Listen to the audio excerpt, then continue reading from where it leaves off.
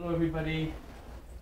Again, here we are, gathered once again for the, I guess this is the 5th talk in this series on Cyborg, Buddha, and new technologies of awareness. There's an app for that.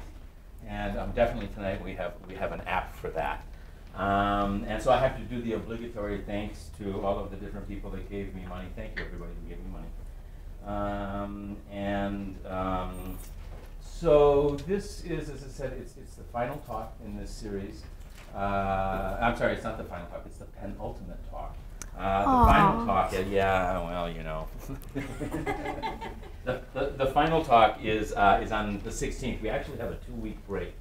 Last week we had 2 talks going, so it's been a little bit kind of intense around here. But the last talk is about from a Buddhist point of view, the ethics of pharmaceutical cognitive enhancement. So, you know, you can get on board with that one and we can have some fun. Tonight, it's a whole lot of fun. Our speakers tonight, I'll start with Michael Apollo, who works in the area of integrating mindfulness and emotional intelligence into organizational systems and technology. He was introduced to mind training techniques by his mother at a young age. I can cyberstalk, you see. And he's also trained at the UMass Center for Mindfulness, John Kabat-Zinn's operation right down the road, as well as with Thai teachers, Zen teachers in the Tibetan tradition up in Dharamsala, and also he was just talking about a retreat that he had finished a while ago in Sri Lanka. Today, he's the senior faculty and faculty lead for the Mind at Work and Mindful Leadership and the University of Toronto's Applied Mindfulness Program, and the director of Mind Sciences at Interaxon. Okay? And Ariel, Garten, here. She has many hats. She's fun to like cruise around the internet trying to find out about. She's an avant-garde clothing designer, a performance artist integrating art, dance, music, percussion, and odd instruments that I've certainly never heard of. The hydraulophone? Hydraulophone, it makes music from water. Okay, there we go, the hydraulophone. I'd never heard of it, I don't know about you guys. And other stuff. And she's done fashion and performance work around the world. And she's also extended that work, interestingly, into the intersection of art and neuroscience. She also deals with psychotherapy and mental health and is trained in neuro-linguistic programming. She's also the co-founder and chief executive officer of Interaxon, that specializes in software for brain-computer interface, non-invasive BCI, brain-computer interfaces, and of course, the company that brought us Muse. The consumer headband, or as I like to think of it, among the very first of the cognitive wearables. I have mine here. They have theirs there, so I guess we'll leave the show and tell for you guys, right? So, without any more, our guests here. Thank you very much. Thank you. That was such a wonderful introduction. So, if you heard, my name is Ariel. We have a company called Interaxon where we make this nifty little device that we're going to be telling you all about. As today we talk about some of the ways that technology is helping to democratize contemplative science coming to the masses. I know the title was Democratizing Contemplative Science. This is a path, and we're all part of this path and part of this journey, and we all have our own little roles to play. So how many people here actually have their own contemplative practice? Brilliant. So we understand the importance of it in today's society, and I'm sure you had many speakers stand at the front here and talk about the perils that our society is in, the culture of distraction that we're a part of, how we live our phones through little 4-inch screens, how our lives have gone into here in ways that aren't necessarily pleasant because it's going over here all the time. The way that technology is beginning to dominate our everyday life in ways that take us away from our internal selves. So at Interaxon, we like to look at these statistics, and they're not necessarily pleasant. Apparently 60 to 90% of all hospital visits are due to stress-related illness. You have 1 in 9 kids diagnosed with ADHD. According to a Harvard study, 47% of the time our minds are wandering, and this causes us to be unhappy. This may be a very familiar sensation. Apparently 2 billion people worldwide suffer from brain-based health and productivity challenges. You look at something like sleep alone, $63 billion a year is lost on poor sleep. All of these problems that we actually can bring into our own hands and into our own minds and into our own domains. When we look at the way that society is reacting to these issues, we see a trend that is actually very, very helpful and supportive. We see the trend of contemplative practices moving out into mainstream society. You have magazines like Mindful launching. You have things like Mindfulness on the cover of Time magazine. And we have more and more opportunities that we're hearing in our daily lives to be able to take a pause and turn inside. Mm-hmm. And on that note, perhaps we can take a pause and turn inside right now with a brief little practice which will sort of kickstart and move us into exploring this from both a practice side and then perhaps a tech-enabled practice side. So I invite you all to settle into a comfortable seated position. I did bring my bells here. And we figured with the setting that we have right here that this is an invitational space where we can all take a moment to touch base with ourselves, with our breath. We'll do that right now, just for a few moments. So however is most comfortable for you, just settling in. If you wish to just listen to the guidance, then by all means, or if you wish to engage within it, just gently settle your eyes somewhere on the floor in front of you, or close your eyes if that's comfortable. And while maintaining the body in a state that's relaxed and alert, just allowing yourself to listen to the sound of the bell, just to mark the start of this brief practice.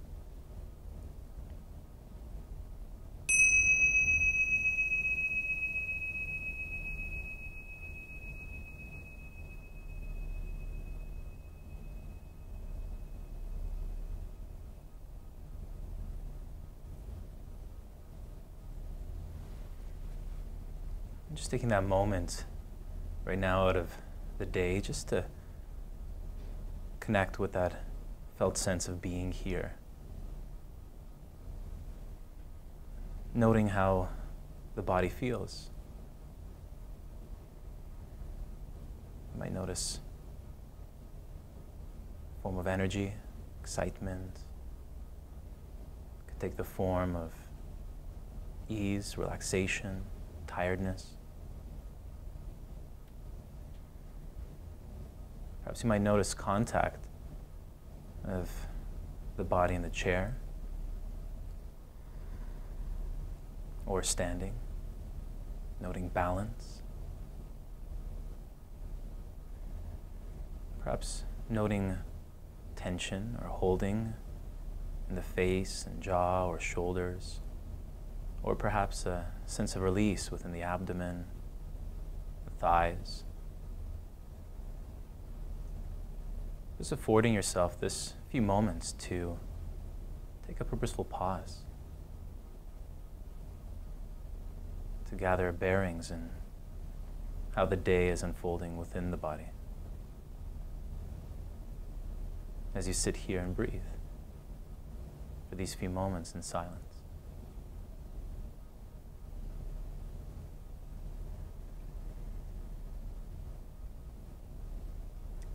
And becoming aware of the fact that you're actually breathing. Something that is so important for us. It's so fleeting in the busyness of the day and the movement of the day. So taking that time right now for a few more moments just to notice that breath sensation as it enters the body and as the breath leaves the body.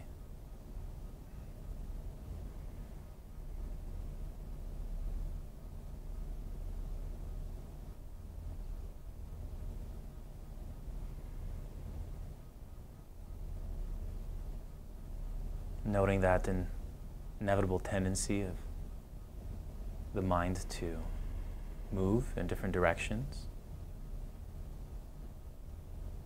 sounds within the room, sensations of comfort, discomfort, perhaps noting thoughts. Just acknowledging whatever's here and just coming back to that sense, that felt sense of being here, breathing for a few more moments.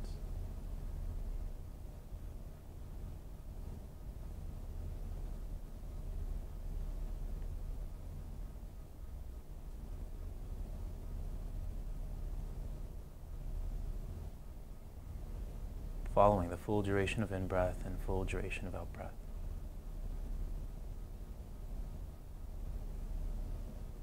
And noting how it feels to take this moment of purposeful pause.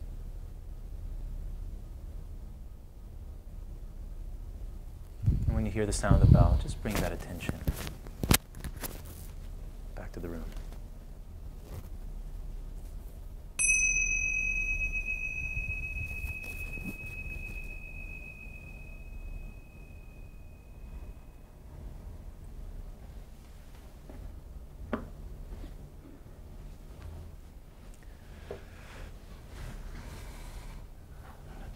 Maybe we'll go back one slide. Thank you. So there's an intention to this practice, and perhaps we'll just go popcorn style. One word or a phrase that can just articulate the experience that you just had. And so we'll just open it up. Who would like to share? Centering. Centering. Arriving. Arriving. Numbing. Releasing. Releasing. So centering, arriving, numbing, releasing. Sometimes it's not all good. Sometimes we may notice quite a lot happening, and we hold that in awareness within the practice as well. But what's really interesting to see is in the speed and rapidity of our days and how society has really brought upon us these mechanisms to take our time, to take our attention, to fill our time up, and how we're so hyper-connected as Ariel was sharing. We're at an interesting transition point in our lives and in society where there's no other time in the history of civilization where it's been this critical for us to be almost reclaim our awareness, reclaim our attention in deeply meaningful and nurturing ways, not only for our own well-being, but the well-being of the interconnectedness with others. You know, what space are we working? What space are we connecting with others? And so, so there's no wonder why there's such an explosion of and trajectory, I would say, within the contemplative practices and the contemplative sciences emerging right now. And it's permeating everywhere from, Seattle Seahawks. Unfortunately, they lost. That was very sad. We weren't. I know. The military, especially the work with the veterans, is quite powerful. There's the Mindfulness-Based Mental Fitness Training Institute, which, and then there's an ethical thing that perhaps can be explored on the next series of really, building the mindful soldier. But coming into schools and education, there's a magazine about living mindfully that's emergent right now. And of course, it's coming into companies and emerging within conferences. There's entire conferences that are centered on this, as Wisdom 2.0 is actually a very unique one, with 2,500 people added just a few weeks ago, really exploring the intersection of technology and living in an aware and compassionate way. So it's quite interesting. It's like society's asking for it, right? And it's like, where is it? And this demand is being met equally with some beautiful modalities. And now, with this great practice that we have that really has been acculturated in many different traditions, and especially with mindfulness having its lineage and its trajectory in terms of the word mindfulness from the Buddhist traditions, there are some very real barriers to entry. And so we've studied those intensely at Interaxon to really look at how can we link and communicate effectively these contemplative practices with others. And one of the emerging paradigms is showing that there's these three key barriers to entry into contemplative practice, one of which is perception.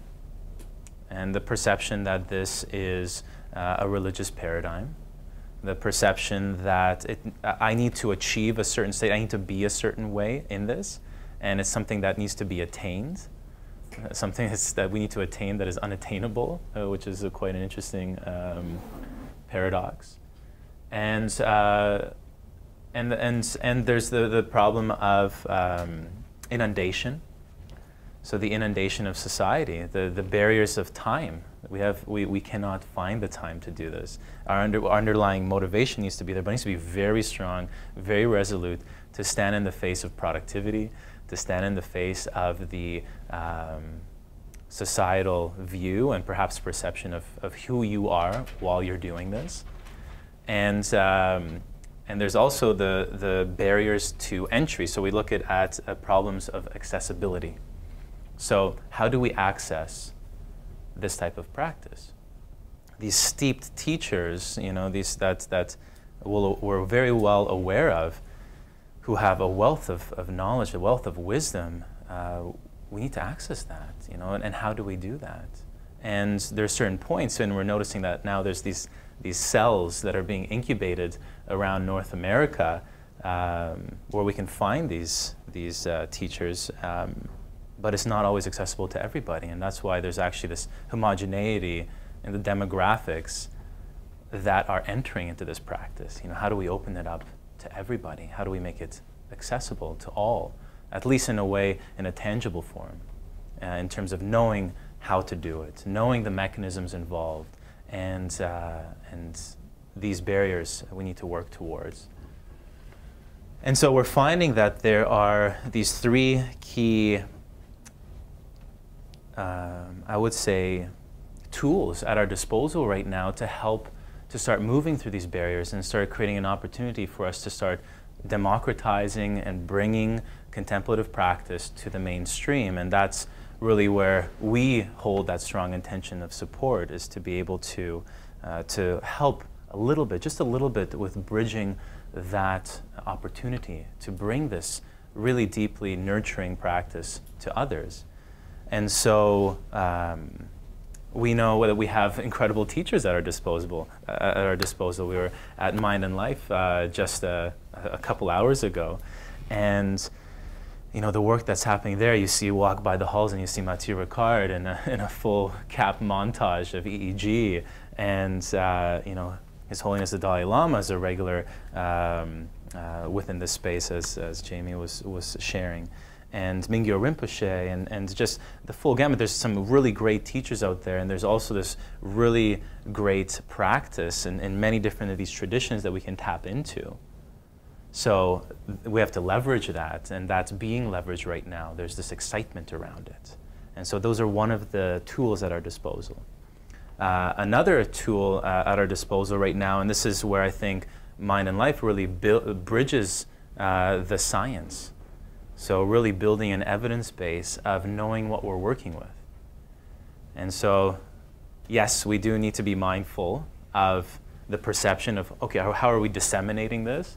Are we disseminating something that's being disseminated right? Are we presenting the right mechanisms that align with tradition? And on the other side, are we really holding a solid research ground and ethic in how we approach the dissemination of these practices, knowing that we perhaps will not cover the full gamut of the richness of this type of training? But the science, without a doubt, is making this accessible to many other people, right, in a big way.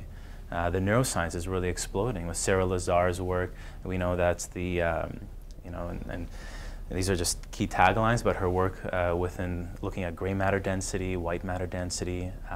We look at neural integration. Dan Siegel really is excited about speaking about this in terms of these types of practices, both interrelationally and intra-personally. We've got Zindel Siegel looking at mindfulness-based cognitive therapy and his work with depression and how this can really help with depression and anxiety in very deeply meaningful and rich ways. So science, without a doubt, is another tool at our disposal to help with this democratization, and technology in a very big way. We live at a time where we can actually catalyze these teachings. We can catalyze this science in a way that we can start bringing it to the mainstream and to the masses. So I mean, even just with YouTube, with online courses, the Google TED Talks that are being provided, it's really opening up the flood in terms of opening up the gates of accessibility. We don't have to go to Sri Lanka, we don't have to go to Dharamsala, we don't have to go to these other spaces to perhaps hear these wisdom teachers share all of this, albeit we don't get the personal resonance, the felt sense of their presence, but we can come pretty close. And so technology is a really key tool, and it's evolving at quite an interesting pace. So we all know that there are sensors that exist for just about everything you can think of. There's sensors that track your sleep, sensors that track your steps, how many people are wearing a Fitbit or a Nike Fuel Band or own some kind of device that is tracking. How many people have a cell phone in their pocket? All right, if you've got an iPhone or a smartphone in your pocket, there are 17 sensors right now in your phone that are tracking aspects of your being. So how do we then utilize this technology and the sensor technology in a way that's really going to be supportive to us, rather than simply supporting whoever has provided the technology to us? So when we start to look at the brain, you have to ask, how can technology actually help to support our inward look into our own mind? So my own background, you heard a little bit of it. It's quite varied. I come from both art and neuroscience. I've worked in neuroscience research labs from neurogenesis through to Parkinson's disease. So practicing psychotherapist and an artist, always looking at how we bridge between the intangible world and how we create experiences that let us make sense of it, and how we look inside with real hard science to actually be able to hopefully understand what's going on. So I actually started working with this technology, brain sensing technology, over a decade ago in the lab of Dr. Steve Mann. Steve Mann's the credited inventor of the wearable computer, and at that point we were creating concerts where 48 people at a time could make music with their mind. So we'd have a single lead EEG hooked up to every individual in the audience, and we'd be tracking changes in their brain state.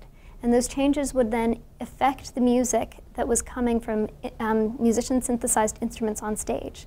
So this fascinating regenerative cycle where the audience was interacting with the performer, which was then changing the music, which was then changing what the audience heard in this regenerative cycle.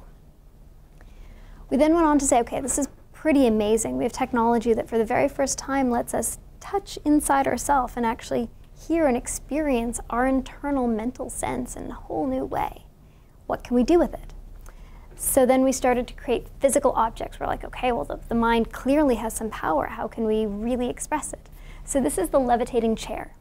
As you would relax, it would increase your alpha activity and the chair would rise. Thanks to a handy-dandy winch that was inside the ceiling that was controlled by a complicated computational system in the back end, because this was the early 2000s and all of our technology was large and chunky at that point. But it truly was a levitating chair that would make a yogi proud in some circles. We then went on to create more and more concerts where people on stage could create music. You could start to visualize brain activity. So the images above are actually imagery that's derived from the performers on stage and what's going on inside their mind. And then we said, okay, what's the biggest thing we can do to show people the power of their own mind? Well, it turns out that the Olympics were coming to Canada the next year. We're from Toronto, the Olympics were in Vancouver, and so we had an idea and paired with the Canadian government to do something pretty amazing. We allowed people in Vancouver to control the lights on the Canadian Parliament buildings, Niagara Falls, and the CN Tower with their minds from across the country. So we used a very simple single system EEG, trained people at the Olympics for a few minutes to actually learn to manage their own mind using simple states like focus and relaxation, which at that point we just very simply mapped to alpha and beta activity, and then projected that information 2,000 miles across the country to allow people to spin the lights on the CN Tower the more they focused. So the more they came to a single pointed object of their attention, the more the tower would go nuts on the other side of the country, allowing people from a real distance to experience what was going on inside somebody else's mind in their own country. So we said, this is totally amazing. And we went on to explore all sorts of things. We made really stupid things like thought-controlled toasters and thought-controlled slot car machines and thought-controlled beer taps. We were truly trying to just, I'm not kidding. You want to come to our Christmas party? It's really fun. And from here, we were really trying to understand what is the limits of what we can do with our mind. And then we came back to the far more important question, which is what are the meaningful things that we can do with our mind? So this was a really beautiful experience that we created. It's created by a Canadian artist, Alex McLeod, and it's a beautiful environment that responds to your brain state. So all the elements of the environment, the sound, the light, the weather, change as your mind does, allowing a beautiful and simple reflection back to you. We thought this was very poignant because we're so used to outward experiences. So much of our technological exploration is an outward exploration. We wanted to encourage an inward exploration. Now in the past, if you wanted to look at what was going on inside your mind, you'd go to a hospital or a research lab and hook yourself up to a clinical grade EEG, and you'd have 128 sensors, a whole bunch of goo on your head, wires going across the room, and somebody on the other side of the room would be looking at your data and interpreting it. And you'd have no experience of what was going on actually inside yourself. We wanted to change all that. So this is Muse, the brain sensing headband. It's a clinical grade EEG in the slim little form factor. There's sensors on the forehead and behind the ears, slips on just like a pair of glasses. It's able to track your brain activity in real time and then send that to your smartphone or tablet. It comes with an application that we've built that actually lets you, in a very, very simple way, and there's so many ways to understand your mind, this is just one of them, it lets you know if you're in a state of focused attention and if your mind has wandered. So as many of you know, this basic focused attention training is often at the core of a meditation practice, the ability to actually train and hone your own attention. So does somebody want to try it? Sure, come on up. I can set her up. A painter and artist. Oh, please have a seat. Beautiful. And that too. Yes. Okay, I'll set you up. Let's go just Should I take off my glasses? It should be okay, but You can wear it with glasses. Sure. What's that? Should I take off my No, glasses? either way. Oh. We'll put on and you can put them back on. So while Michael is, I'm sorry, what is your name? Katie. So while Michael's setting Katie up, I'll explain to you a little bit more about what Katie's going to experience. So the application starts with 60 seconds of training. So we meet your brain where it's at. Your brain is different every day. Your brain is different every hour. And so you do a simple cognitive training task that just lets us see where your state of activity is at this moment. And then what you do is you go into an experience that actually lets you hear the sound of your own mind. And the metaphor that we use is your mind is like the wind. So when you're thinking, ruminating, distracted, you actually hear it as windy. And as you come to a state of clear, focused attention, you quiet the winds. Now this very simple exercise, as you know, anybody who practices it without technology has a very profound effect. And so typically, as you practice focused attention training, two important things happen. One is you're able to improve your attention and avoid the external things around us, the sounds, the lights, the stuff that distracts us in our daily life. You also begin to learn how to avoid the internal distractions, the negative thoughts, the negative ruminations, the stuff that comes up inside of you, that for many of us who haven't yet explored contemplative practice, you don't know how to manage. So this, for many people who've never had a mindfulness practice before, teaches them that you're actually able to gain dominion over your own mind. You're actually able to have a choice over where your brain goes. So for so many of us, our brain is just going, and you don't realize that you can say, hey, you can take it from here to here. You can avoid the stuff that's not supporting you and take it to some place that is. Are we set up? I'm actually just going to set it up one more time here. So in a traditional meditation practice, your mind wanders. And we really hope it does, because that means you're human and all minds should wander. It's a wonderful, wonderful property that minds have. And then you notice at some point that your mind has wandered, and then you bring it back. And this work of noticing that your mind is wandering and then more importantly, bringing it back is actually the work. In a really crude analysis, if you're going to the gym, you know, this is kind of the bench press rep for the gym, the bringing of your attention back. There's lots of other deeper work that happens, but the sort of crude analysis works. So in Muse, as soon as your attention wanders, it gives you real-time feedback, and you hear the winds pick up. You can say, okay, my mind has wandered, I'm going to bring it back. So rather than waiting 3-5 minutes, here within seconds, you know your mind has wandered. So it might be just a few reps that you'll get in a 10-minute practice this way. Here you can get in 10, 20, 30. And it allows you to gauge a new quality, sort of understand a different kind of quality of your own attention. So it cultivates that experience of meta-attention, the ability to have insight into your own mental practice. So over here on these screens, this is sometimes we would show a video of actually what's occurring here, and I think it was Katie? Yeah, Kate. Where, so you would come in and you log on, you have a profile where you have all your data stores, and all of this data stored within the cloud. We right now have one of the largest aggregated cloud data banks of EEG data in the world right now, and this is just since August, with hundreds of thousands of data points, parcels of people going through these types of contemplative practices. And so all of this is stored on a little profile for each individual so that they can log into it at any time. And then it can also be reviewed over time, so looking both not only in the moment, so we gain feedback of general shifts of EEG state or general shifts of state from focus attention to mind wandering or to laxity, falling asleep. So you get in the moment, and then you get right after the session feedback as well of sort of the general shifts and changes of your state. And then over time, it gathers and aggregates more and more data and to provide you with deeper insights in terms of which days do you use it, in those days in the morning, how do you fare for other days where perhaps you do it in the evenings over time. And these insights over time are quite interesting because it brings a reflection point for users to look at their own subjective experience of, you know, when I gravitate and I do this right after work, certain days I have this type of experience versus other days where I might have a little bit of different experience. So it starts this introspective type of quality into looking at how is this affecting my life. And the way that we've built it as well, I mean, drawing from the deep evidence base of EEG applications in terms of training attention and supporting attention, it's very much that onboarding, that first step, that 0 to 1, to bring people, and you'll notice here we don't use the word meditation in sort of the way that we've constructed the tool, which makes it quite accessible for those that may be slightly averse to it. The language is quite secular, so quite distilled, not having any underpinnings within a certain tradition, etc.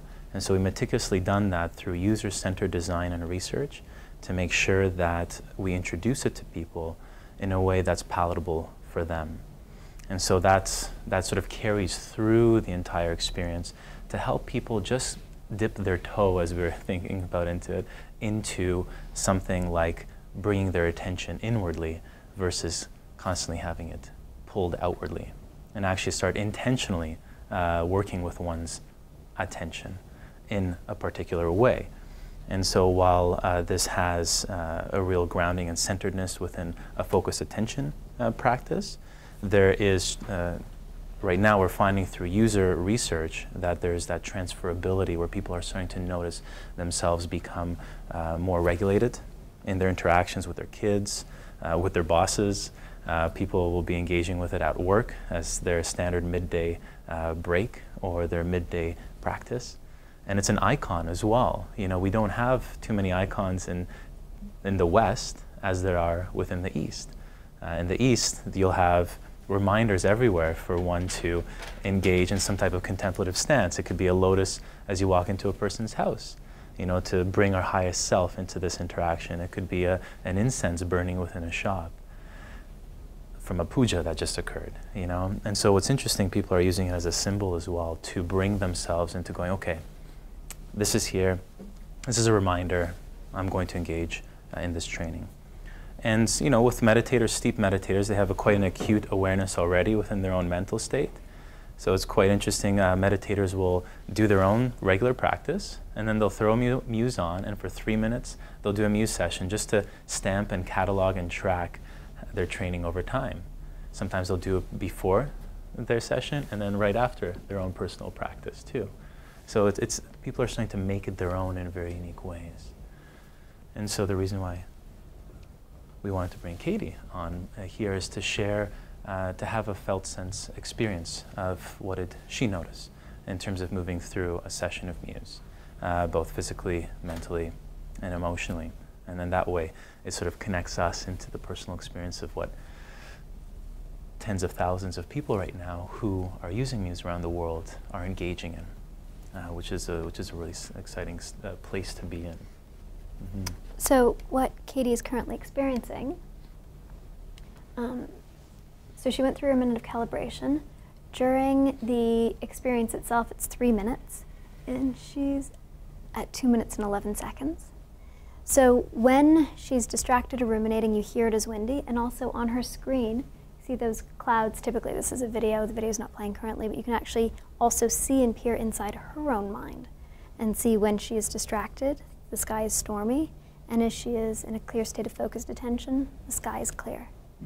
So it's also this really beautiful mechanism to share your practice with someone else. We've actually created entire rooms where every wall is projected with the clouds. So you can actually walk literally inside somebody's mind, stand inside, look around, and see if it's clear or stormy.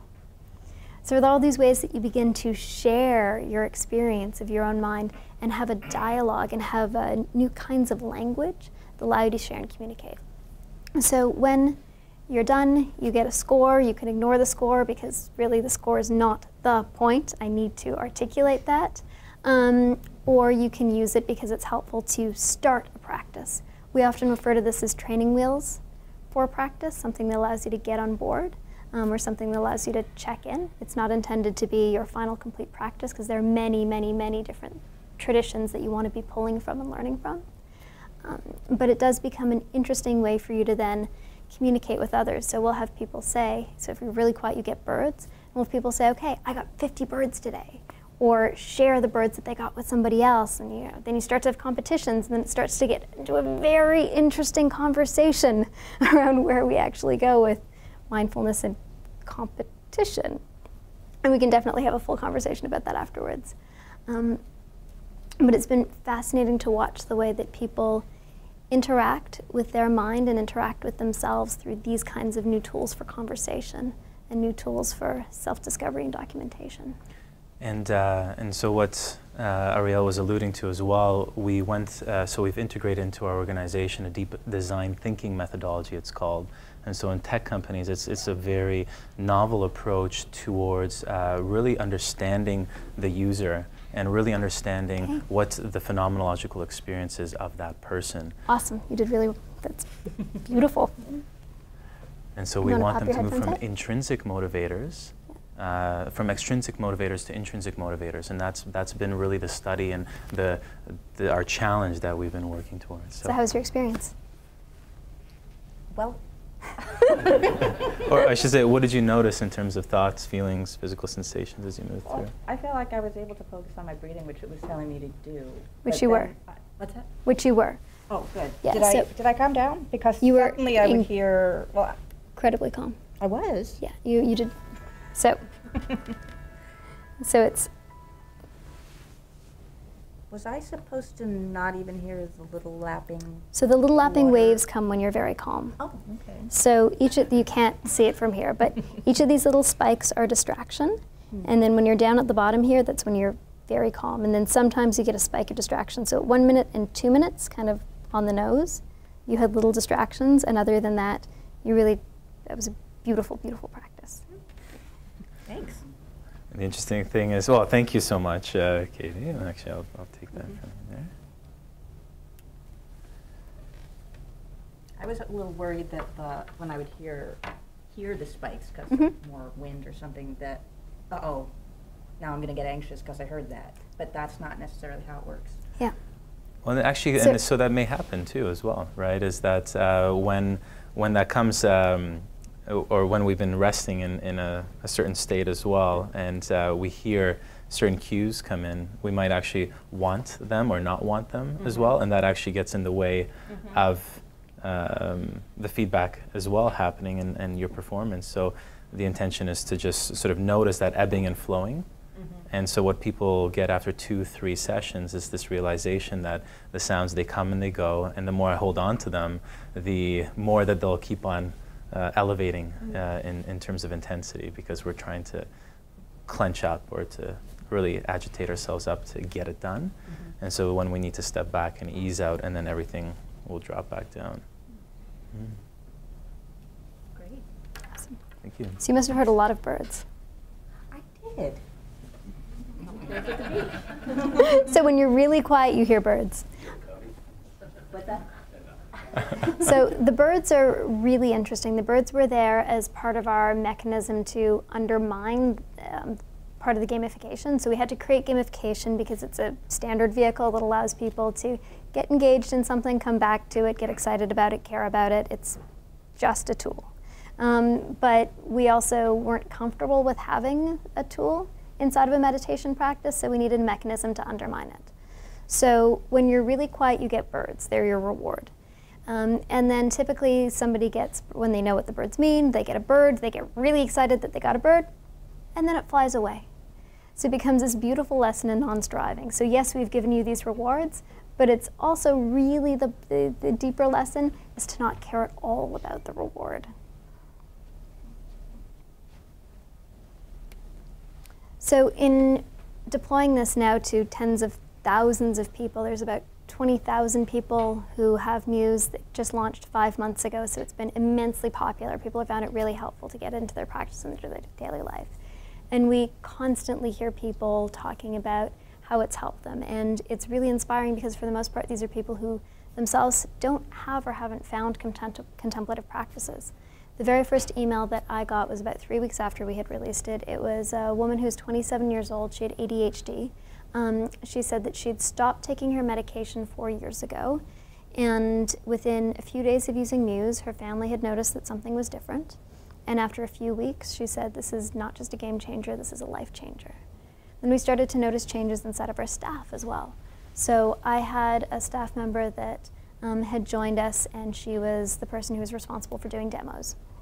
And early on in building technology, your demos never work.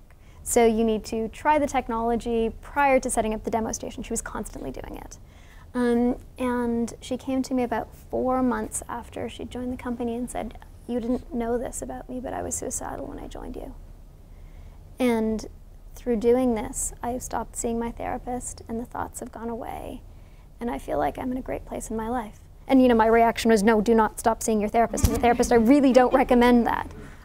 But wow, it was one of my first profound experiences with how impactful this can be in people's lives when you learn that you don't have to give in to the stuff, that you don't have to accept in your own life, that you can make choices into how you deal with your mind and how you accept what's going on inside of it. Yeah.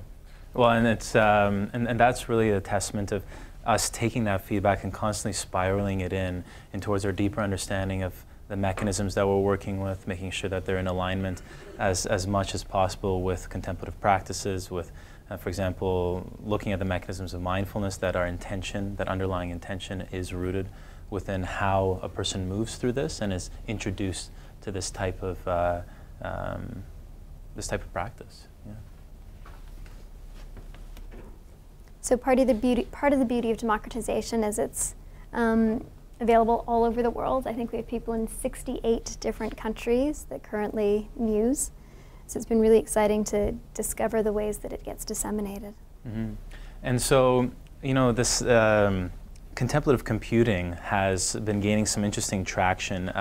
JWT Intelligence, which is a leading body in looking at the current trends in society, in 2014, they marked 2014 as the year of mindful living.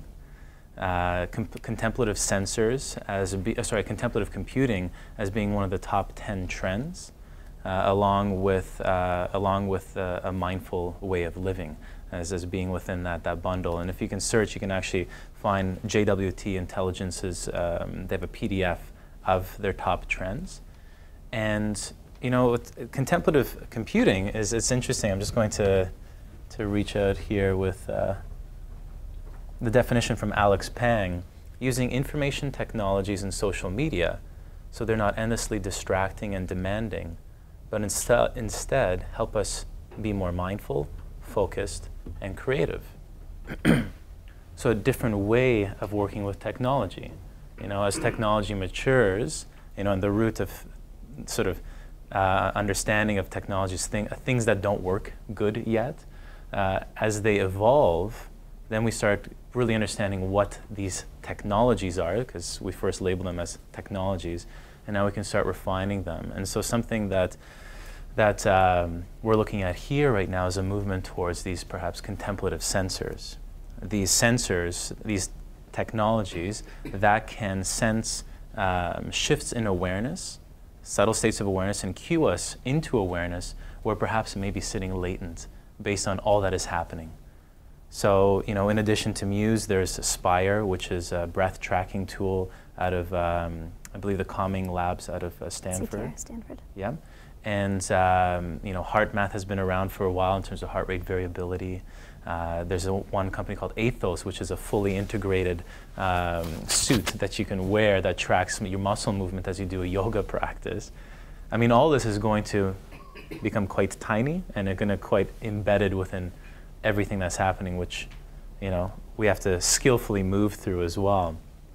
But as this rises, we found out that when we were on this route that you can't just create this technology, right? You can't just go out there and go, I'm going to create, you know, a contemplative sensor. I'm going to go create this piece of technology that's going to cue people into certain states of awareness where it perhaps would not be in the first case.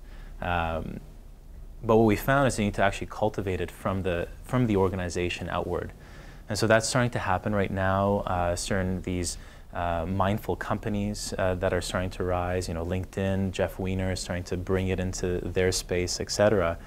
But as we were moving through at Interaxon, we found that, and so blessed to have Ariel at the head of here to see the potential, is that we needed to create a bed of practice within the company to then have a real solid experiential understanding of what it is we're working with, to then create those technologies.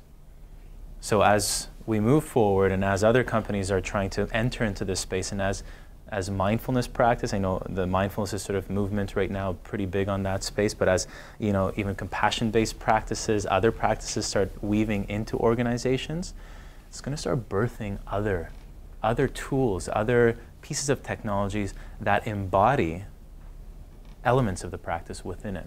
And so that's sort of a hypothesis, a vision, but something that we found really aided in the development of Muse. And so we have that practice as a center point weekly within our organization. As you can see, it's coming out there in other organizations in quite big ways. So we also come from a very deep scientific background. My team is a combination of engineers, computer scientists, neuroscientists, artists, designers, marketing, etc. Muse is currently used by over 50 research labs and institutions. Harvard has a study upcoming in sleep. Mayo Clinic is using it for stress reduction during surgery. So they actually going through a study giving Muses to individuals 4 weeks before surgery, and then tracking the improvement in recovery time that happens when you use a Muse-based mindfulness practice.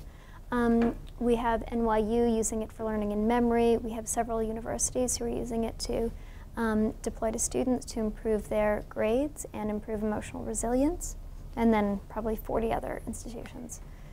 So it's been pretty amazing watching people use it both as a clinical grade EEG to look at things like epilepsy and autism. We literally also have people who track their seizure data and give it to their doctors using Muse, and using the application that we've built with Muse, the mindfulness practice, to improve a range of different conditions.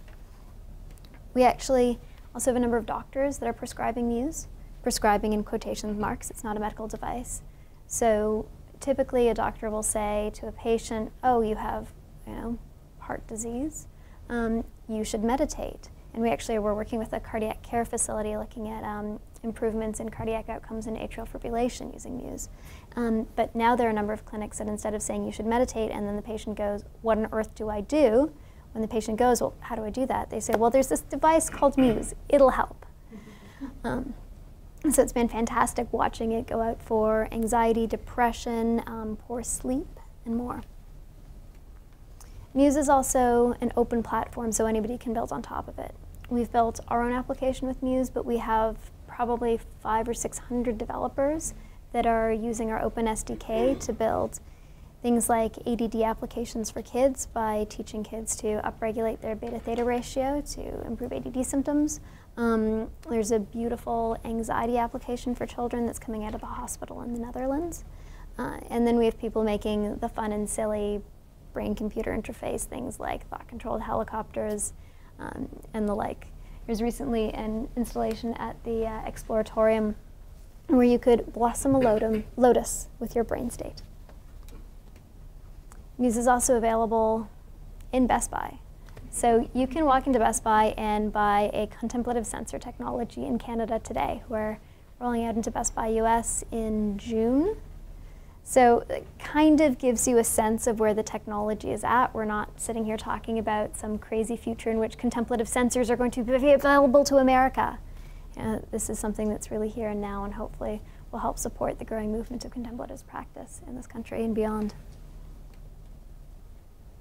Thank you very much. You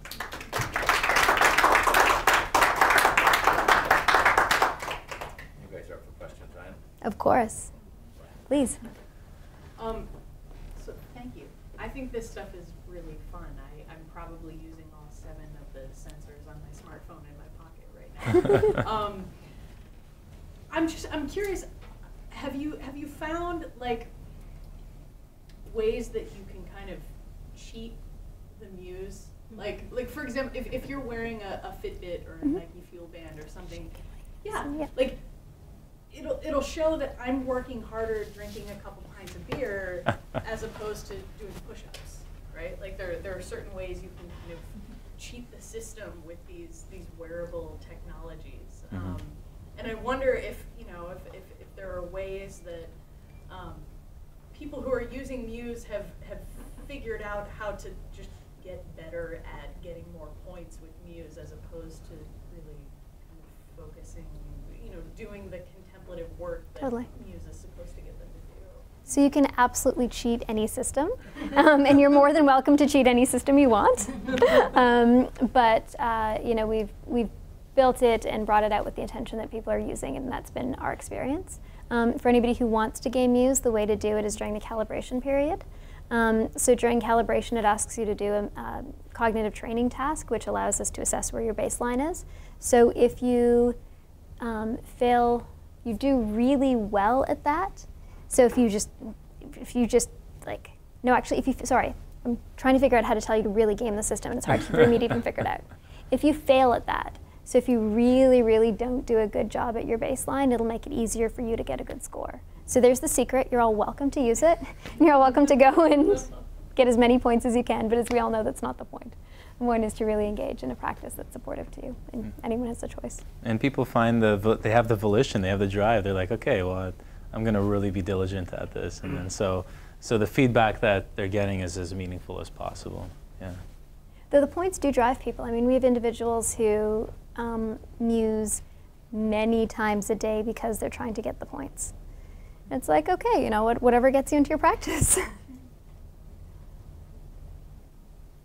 Yes? I actually have 2 questions. But, Sure. The first thought I had was ADD and ADHD and how prevalent that is today. And if doctors use this for diagnosis, because a lot of times, like with teenagers or drug addicts, you try to like pretend they have ADD or something to get drugs. But I'm just curious if it's used for diagnosis as well or just for treatment. Sure.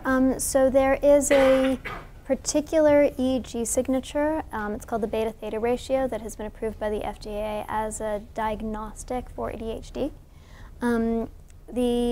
We have a couple groups who are building ADHD applications that are intended for therapeutic use, not for diagnostic use, that teach kids to upregulate their beta state, i.e. upregulate their focus, by, for example, driving a car with their brain. We, in this application, aren't looking at beta-theta ratio. We're looking at a different measure of attention versus mind wandering. It's a very specific measure. And so that particular focused attention training has also been demonstrated to be efficacious with ADHD. So there's now a whole movement of folks using mindfulness for ADD, ADHD. Can you be very specific about what is it you are actually measuring? Sure. Do you want to? Sure. And so actually, you can actually go online. There's a Google. We have a Google. If you go Google Patents, you can actually see our advanced brain training technology platform. And essentially, what we're looking at, we looked at the evidence base of focus attention practice versus mind wandering and not. So when a person moves into an agitated state or a state of laxity, so mind wandering and a state of dozing off, and then there's two distinct patterns in terms of upregulation, certain, for example, alpha and theta ratios. Yeah, I'm looking for the exact example, actually. The phrases that you're using to describe them, but what are you measuring? So what it is when a person's applying themselves in a focused, attentive state based onto their baseline, what is occurring to those ratios, and in terms of a global sense as well within the brain state. So okay, so calm, neutral, and active. so we look at a whole bunch of things. So calm is a stable state of focused attention. So we don't just use traditional alpha waves, beta waves, theta waves. That only gets you so far. What we're actually doing is we're mapping your brain activity at that moment in time. So we're looking at the brain activity that happens at the 4 sensors, and we're looking at the relationship between those sensors.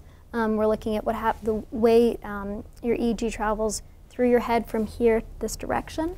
We're looking at some amount of your alpha activity, and then we're combining it with all those other measures to come out with an assessment of, are you in a stable state of focused attention, or has your mind wandered?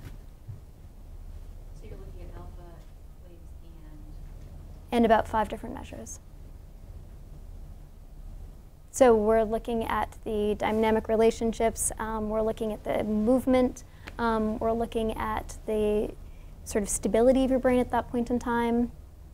So what we do is we build a model of your brain, and then we run it through a classifier, and it comes out with its own assessment in ways that aren't describable in standard: an increase in alpha, a decrease in beta. It sounds like they're describable in a whole bunch of those things all at once. Yes. But you don't want to get any more specific about what those things are. I actually can't get more specific about what they are. We can connect you as well, I mean, with our engineer bay, and to really go into it. And we are engaging with a number of research institutions in that dialogue of really refining and looking at these mechanisms which have been shown in evidence base, as that sort of led us up to our baseline platform that we're working from, to then further enhance it even more. Yeah, so we started by what would seem to be an obvious methodology of taking a number of people as they meditated and tracking their brain activity. So we did that with experts and novices, and we saw a number of pretty clear correlations. You see an increase in alpha activity, you see an increase in theta coherence, and that more or less fit, but it wasn't fitting perfectly for everyone. And then as we began to try this experiment with more and more people, we had a larger and larger database that we can then do some unsupervised machine learning and actually find patterns that you can't identify by simply saying, okay, there's an increase in alpha, there's an increase in theta. And then as our database grew larger and larger, now to 20, 30,000 people, we're able to put that data into a classifier and have the classifier really identify when there is a stable state of attention, when your mind has wandered.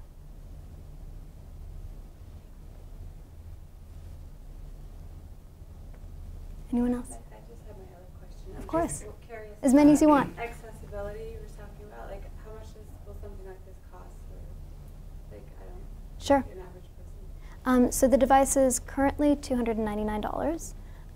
So when you imagine that a clinical grade EEG is typically about $36,000, it's not a bad price. $399 is about the price of 2.5 massages, 2 therapy sessions. Over time, we'd love to explore models that, as we create more and more of them, allow the prices to come down, and we routinely give them away to institutions, to schools, to other places to allow greater and greater accessibility. So the price isn't a barrier. Okay, do they cover it by insurance when they do prescribe it? It's not, but hopefully in a year or two it will be. Maybe make Canada before the US. Yeah. Yeah, that's definitely an When aim. you think about it, like, it'd probably be less than medication over a course of... Absolutely. I mean, a course of ADHD medication is about $1,400. I was wondering if you had done any tests with TMJ with it. We haven't done any tests with TMJ, so I've never run a study with it. Anecdotally, it's really easy to see the muscle activity because we have sensors that are by the ears, and so we can detect when you have clenched muscles. So a developer, for example, could easily build an application that gives you real-time feedback when you're clenching and when you should relax. And overall, mindfulness is helpful for TMJ. Could it be used while you're asleep? Because I know I clench my teeth in the night. I don't do it in the day.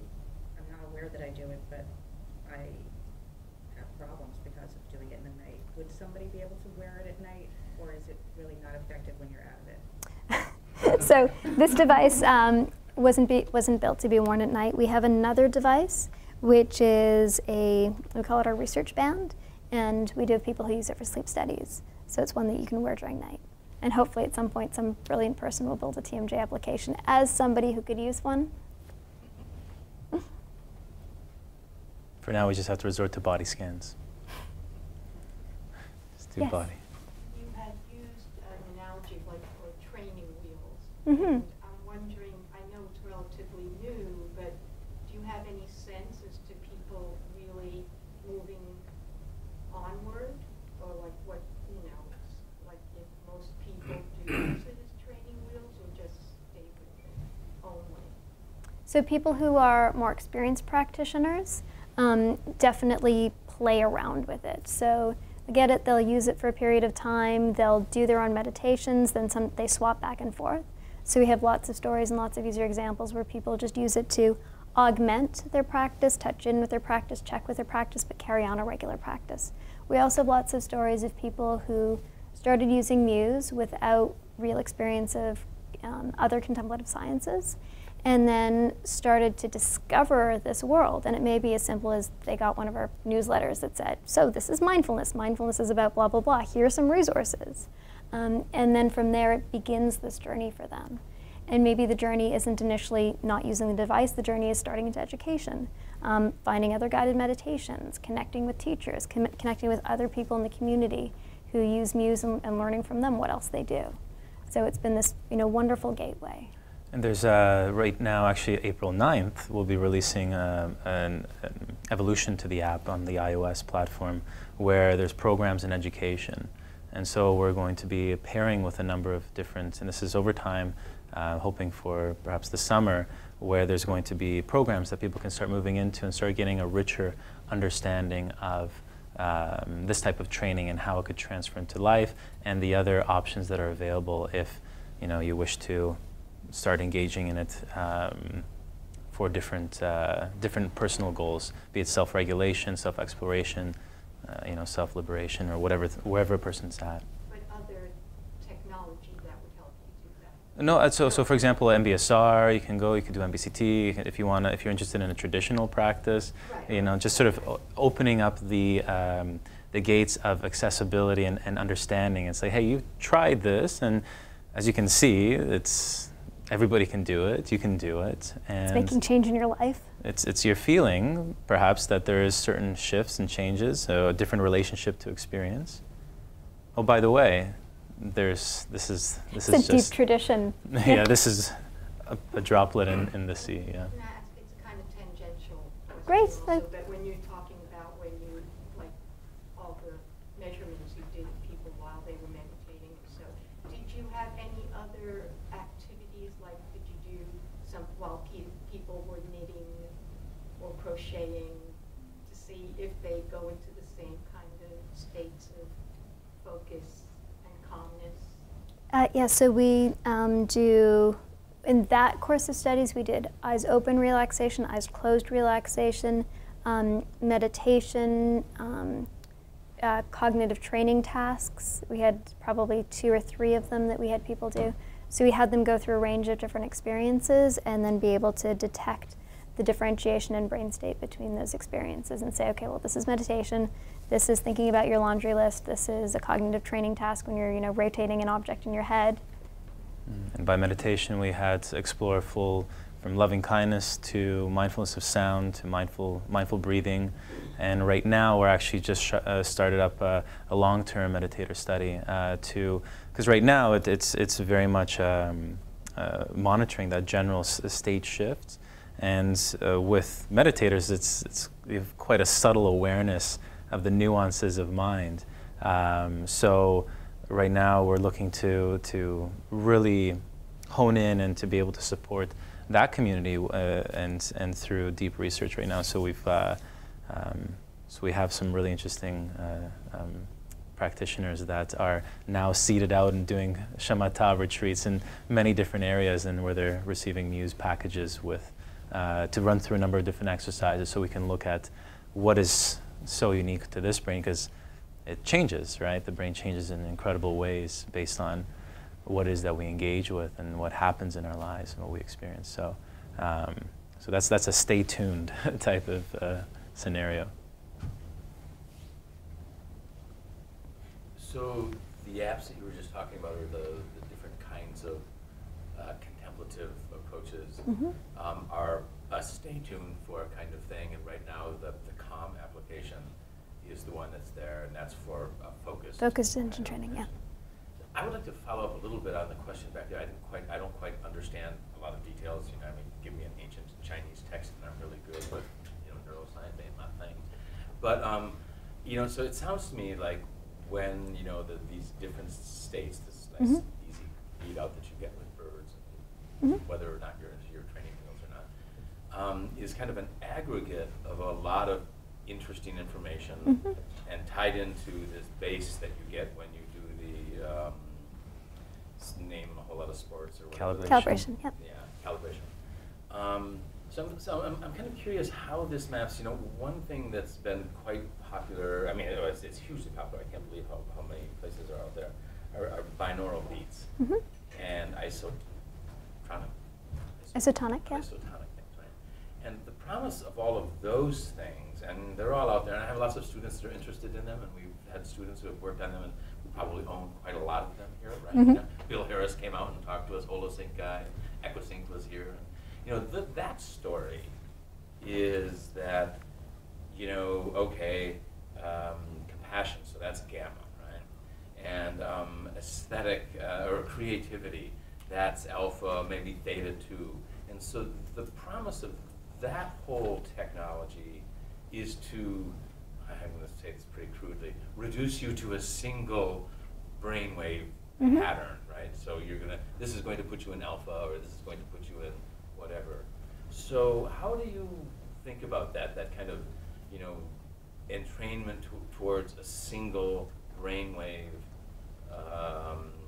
signature, as opposed to the kind of thing that you guys are working with? Thank you. It's a great question. So when you entrain towards a single brainwave pattern, it suggests that everybody is the same and there is one brainwave frequency that you are supposed to entrain towards.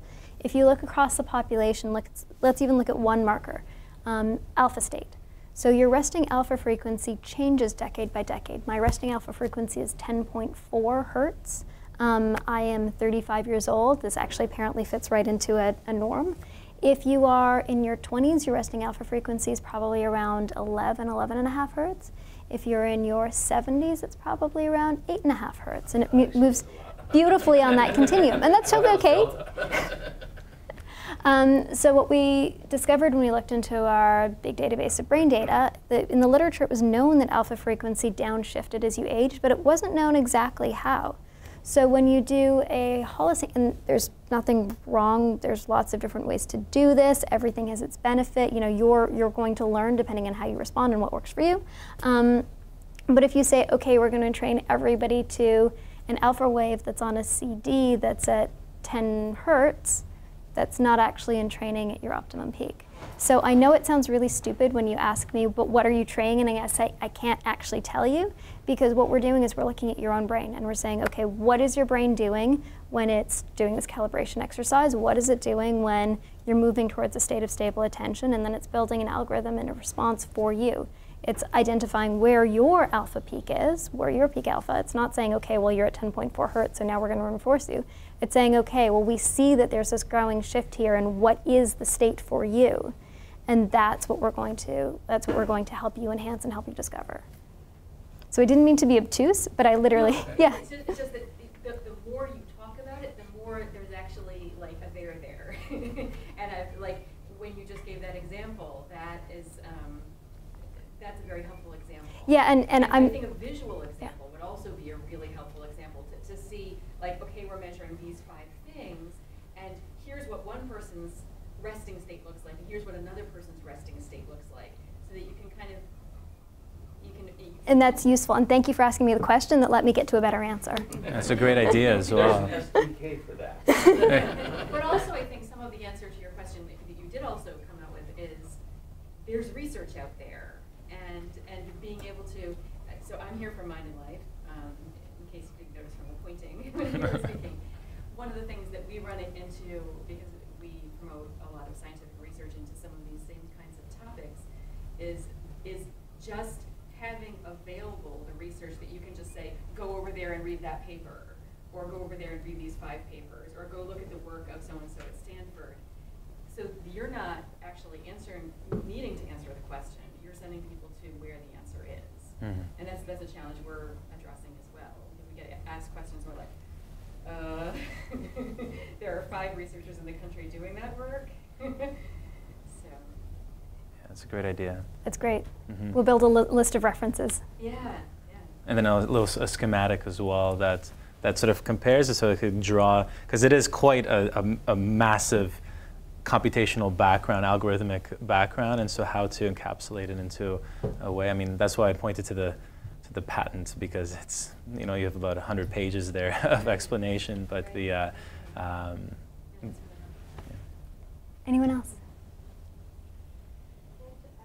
I think in general I've come to 3 of these so far, and they're great. Thank you so much for putting this series on. It's really valuable. But inherently what I'm finding my dis-ease about it is that it's the scientists, in a sense, keep kind of showing up.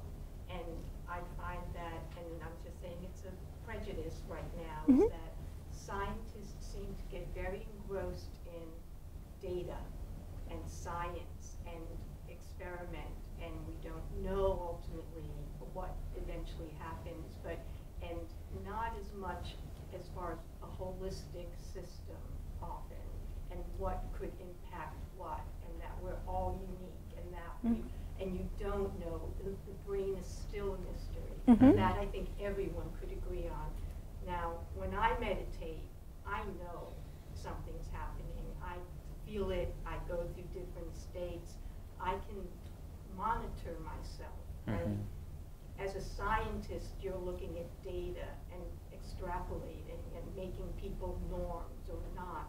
And then it just seems that so much of what we're doing with technology takes away agency and independence and sense of self and understanding the self, to have some tool tell me more about me, like a GPS system. I love that question. I love that question. So my goal in life is to expand human agency, not to decrease or diminish it. And this is intended as a tool that gives those who haven't had the knowledge that they can have dominion or agency over their own internal state the opportunity for the first time to feel that or to discover that.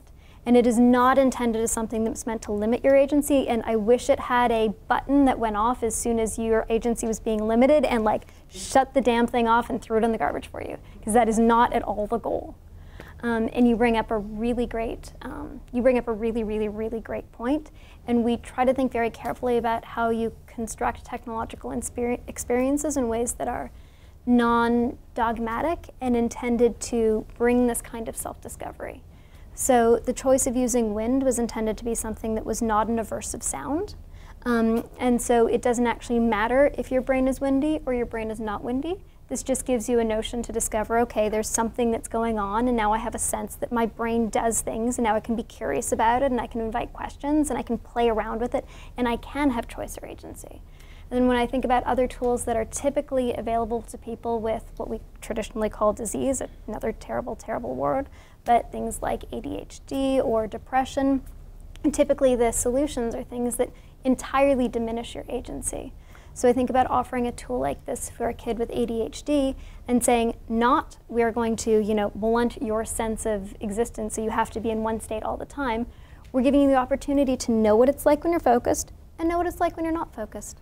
So when your teacher yells at you to be focused, you can be like, oh yeah, like that thing I did, that's what they're trying to explain to me. Now I have tried focus. Okay, now I get it. So you can go, all right, well now I'm going to engage my focus. And you know what? They've stopped yelling at me and the exercise is over. So I'm going to stop engaging my focus and go back to the way that I feel like being right now.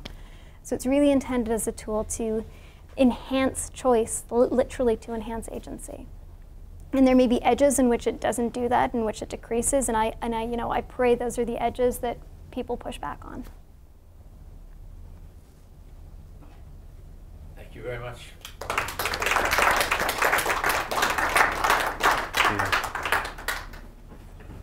Awesome. Thank you, guys.